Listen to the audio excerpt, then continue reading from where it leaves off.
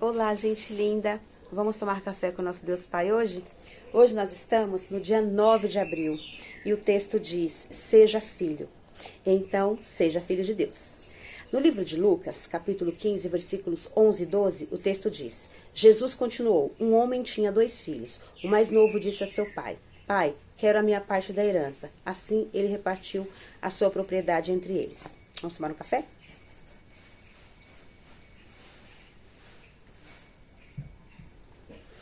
E aí, o texto diz, a parábola do filho pródigo é uma linda história em que nos ensina o funcionamento do reino dos céus.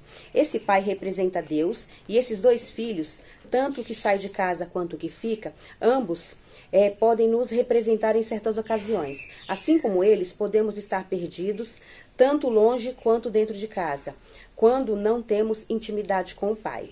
Independentemente de como foram os seus pais terrenos, se foram assertivos ou falharam, se você compreender a paternidade de Deus, conseguirá descobrir o seu propósito e seguirá rumo à sua jornada na terra. A vida passará a ter valor e sentido.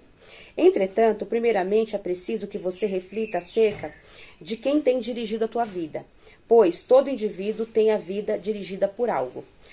Pode ser medo, trauma, rejeição, abuso e tantas outras dores. Entenda que todos nós fomos feitos para desfrutar da paternidade de Deus. Quando isso ocorre, descobrimos o propósito da nossa vida e esse propósito nos lança ao nosso destino.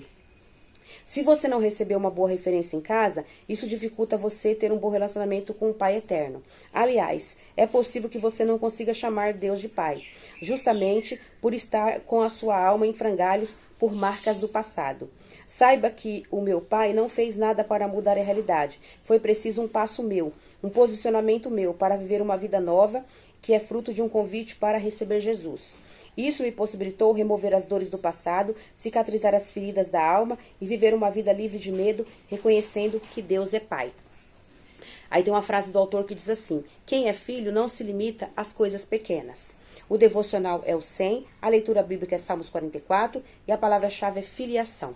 Então que nós possamos sermos verdadeiramente filhos de Deus. Se sinta filho de Deus e chame Deus para ser o seu Pai. Porque Deus, Ele é o nosso Pai, Ele é quem nos criou, Ele tem o melhor para a nossa vida, Ele tem propósito para a nossa vida, só que nós temos que crer e confiar. Crer e confiar nas suas promessas, crer e confiar no seu amor incondicional, crer e confiar que Ele vai cuidar de nós. Coloque-se diante de Deus, tenha intimidade com Ele, ore, clame e chame por Ele, que Ele vai estar do seu lado cuidando de você. Creia e confie. E eu vou ler aqui o texto, tá falando do Salmos 44 aqui da leitura bíblica, mas eu vou ler o texto de Lucas 15, que é um texto muito interessante, que fala sobre o filho pródigo. O filho que vai embora e o filho que fica. Porque assim, os dois são importantes, né? Então vamos lá para a leitura? Abre a sua Bíblia no livro de Lucas, capítulo 15, e vamos à leitura. A partir do versículo 11. A parábola do filho pródigo. Continuou, certo homem tinha 2 filhos, e o mais moço dele disse ao pai, isso é Jesus nos contando, tá? O mais moço disse ao pai, dá-me a parte dos bens que me cabe, e lhes repartiu os haveres. Passados não muitos dias, o filho mais moço, ajuntando tudo o que era seu, partiu para uma terra distante. De lá dissipou todos os seus bens, vivendo dissolutamente. Depois de ter consumido tudo, sobreveio àquele país uma grande fome, e ele começou a passar necessidade. Então, ele foi e se agregou com um dos cidadãos daquela terra, e este mandou para os seus campos a guardar porcos. Ali desejava ele fartar-se das alfarrobas que os porcos comiam, mas ninguém lhe dava nada. Então, caindo em si, disse, quantos trabalhadores de meu pai têm pão com fartura, e eu aqui morro de fome?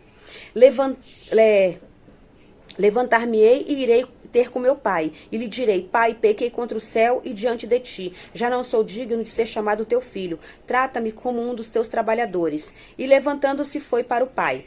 Vinha ele ainda longe quando seu pai o avistou, e compadecendo dele, correu e o abraçou e o beijou. E o filho disse ao pai, pai, pequei contra o céu e diante de ti, já não sou digno de ser chamado teu filho. O pai, porém, disse aos seus servos, trazei depressa a melhor roupa, vestiu, ponde-lhe um anel no dedo, sandálias nos pés, trazeis também porém, e matai um novilho cevado. Comemos e regozijemo-nos, porque este meu filho estava morto e reviveu, estava perdido e foi achado. E começaram a regozijar-se. Ora, o filho mais velho estivera no campo, e quando voltava, ao aproximar-se da casa, ouviu a música e as danças. Chamou um dos seus criados e perguntou-lhe o que era aquilo. E ele informou: veio teu irmão e teu pai mandou matar um novilho cevado, porque o recuperou com saúde. Ele se indignou e não queria entrar. Saindo, porém, o pai procurava reconciliá-lo. Mas ele respondeu a seu pai: há tantos anos que sirvo, eu te sirvo, sem jamais transgredir uma ordem sua. E nunca me deste um cabrito sequer para alegrar-me com os meus amigos. Vindo, porém, este teu filho, que desperdiçou todos os seus bens com meretrizes, tu mandaste matar a ele um novilho cevado? Então lhe respondeu o pai: meu filho, tu sempre estás comigo. Tudo o que é meu é teu. Entretanto, era preciso que nós regozijássemos e nos alegrássemos, porque este teu irmão estava morto e reviveu, estava perdido e foi achado. Certo? Então, o que nós vemos aqui? Duas situações diferentes. O pai tem dois filhos. Os dois estavam em casa, morando junto com ele. Mas um estava insatisfeito. O mais moço estava insatisfeito, quis a parte dele da herança para ele poder ir para o mundo, conhecer o mundo. Não quis mais ficar na presença do pai, queria conhecer o mundo. E o mais velho ficou obediente, junto do pai, trabalhando e obedecendo o pai. O mais novo gastou todo o seu dinheiro com falsos amigos, com meretrizes e com sei lá mais o que. Aí, quando ele se viu passando fome, sem dinheiro, sem nada, aí não tinha mais amigo, as moças sumiram, os amigos, falsos amigos sumiram, não tinha mais o que fazer. Foi procurar emprego numa fazenda. Aí o que o fazendeiro fez? Colocou ele para cuidar de porcos. Então ele cuidava dos porcos e não podia comer nem a comida dos porcos, ele não podia comer. Então assim, ele continuou passando fome do mesmo jeito. E aí ele voltou a si, falou: não, vou voltar para o meu pai, porque meu pai vai me tratar pelo menos como um dos seus trabalhadores. Meu pai tem pão com fartura e eu tô aqui passando fome. Voltou. Aí o pai recebeu ele com muita alegria. Por quê? Porque pro pai, não importa o que o filho faça, o pai é pai, ele quer ele de volta.